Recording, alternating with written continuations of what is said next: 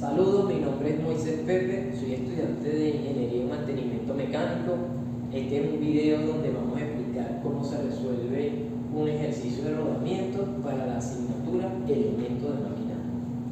En este ejemplo de ejercicio, el ejercicio no posee un diagrama, así que el paso más importante para la resolución es realizar este diagrama.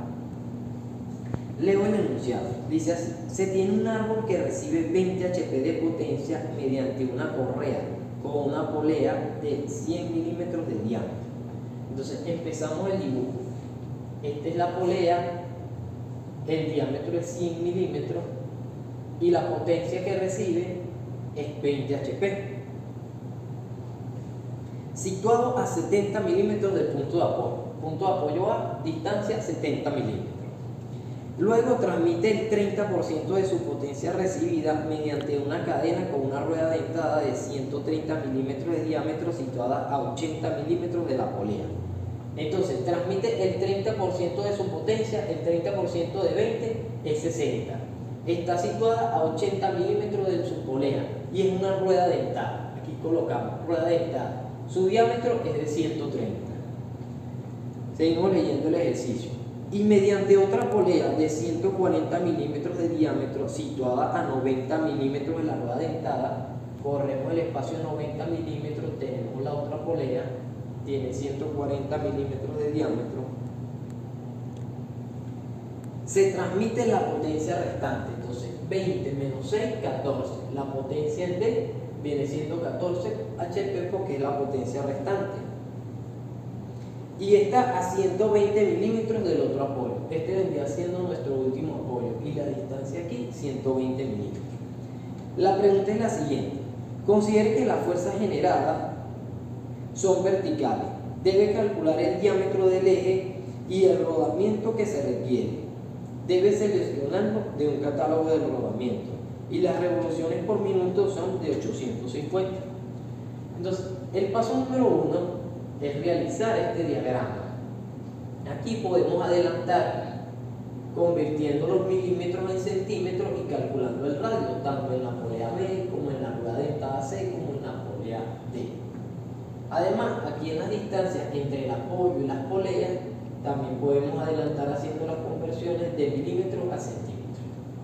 Una vez hecho esto, calculamos la torsión para las poleas B y D y para la rueda dentada C. La fórmula para la torsión es esta. Esta es una constante de 71.620 por CB entre N, donde CB es la potencia, que son los caballos de fuerza, esta que anotamos aquí individualmente, y N son las revoluciones por minuto. Sustituyendo en esta fórmula los valores de cada polea y de la rueda dentada, obtenemos que el torque en B es 1685 kilogramos por centímetro, el torque en C es 506 kilogramos por centímetro, el torque en D es 1174 kilogramos por centímetro. Ahora calculamos las fuerzas de flexión para B y D. ¿Por qué primero para B y D? Porque B y D son poleas y la fórmula de la fuerza para la polea es 2 por el torque entre el radio.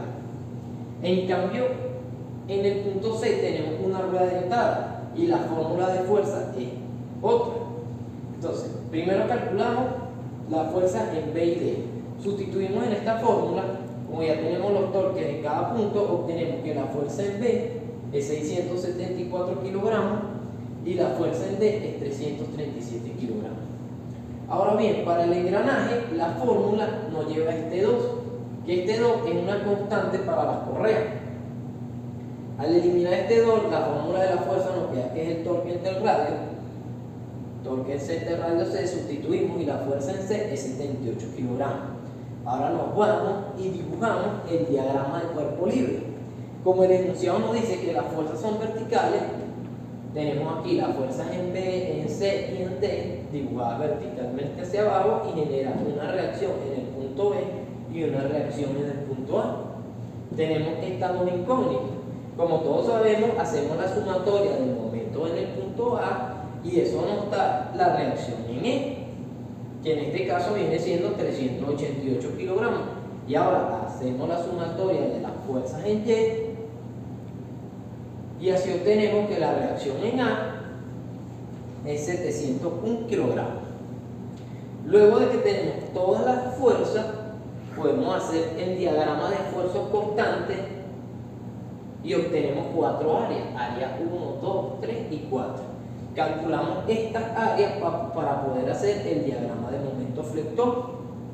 Una vez hecho el diagrama de momento flector, obtenemos el máximo momento flector. Observamos que el máximo momento flector ocurre en el punto C, que es nuestra área crítica, el área más importante, el área que vamos a estudiar. Y el momento allí es 5.123 kilogramos por centímetro. En este punto debemos asumir parámetros importantes para el diseño. Los principios de esfuerzo variable, según el FAIRE, nos dicen que debemos proyectar un coeficiente de tamaño. Aquí tenemos un coeficiente de tamaño de 0,85 y además nos dice que caso F es igual a 1,6 y caso Fs es igual a 1,3.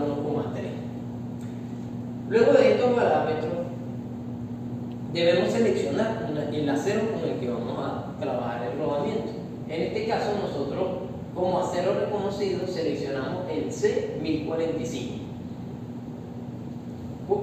Con este acero ubicado en la tabla AT8 obtenemos las características y valores de este acero. En este caso S sub U es igual a 6.327 kilogramos por centímetro cuadrado, S sub Y es 3.867 kilogramos por centímetro cuadrado, pero nosotros vamos a utilizar S sub prima N, que es más que S sub entre 2.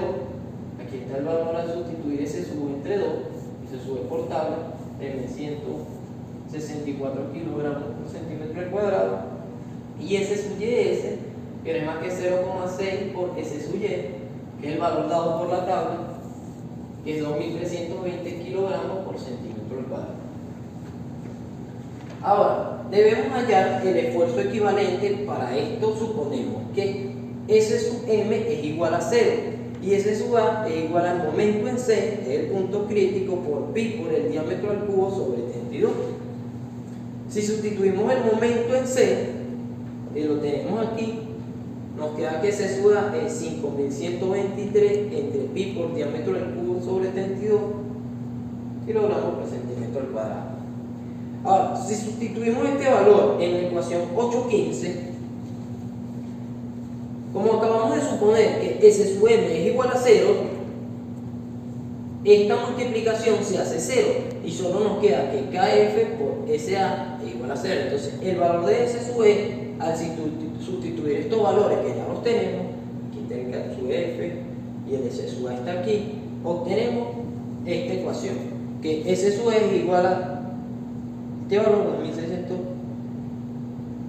262.292 entre pi por diámetro al cubo. Ahora, la otra suposición que debemos hacer, al contrario de esta, es que suponemos un par de torsión constante donde S sub AS va a ser la que va a ser igual a 0 y S sub MS va a ser igual al torque en C entre pi por diámetro al cubo sobre 16. Por lo tanto, S sub MS va a ser igual a 506 porque el torque en C lo calculamos al principio, es 506 entre pi por diámetro al cubo sobre 16. Igual que en el paso anterior, se sustituye en la ecuación, pero en este caso la que se nos va a hacer 0 es esta.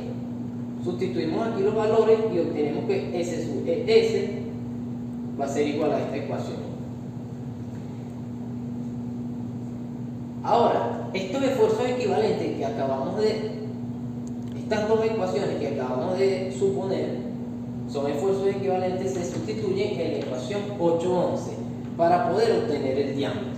Esta es la ecuación 811, donde S sub N es igual a 0,85, que es el coeficiente de tamaño, por S sub prima N, y nos da el valor de S sub N, que este es el único valor que nos faltaba para sustituir en la ecuación.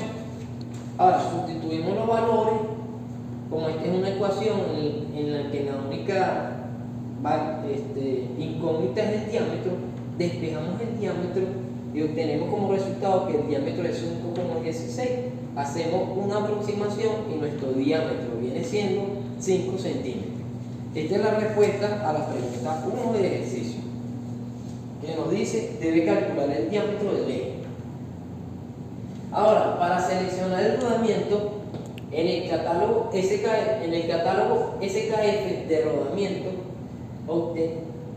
obtuvimos que con el diámetro de 5 y la carga que nos dan, el rodamiento ideal es el 202 de 10 por 50, el cual resiste unas revoluciones por minuto de hasta 3000 y una fuerza máxima de hasta 4600.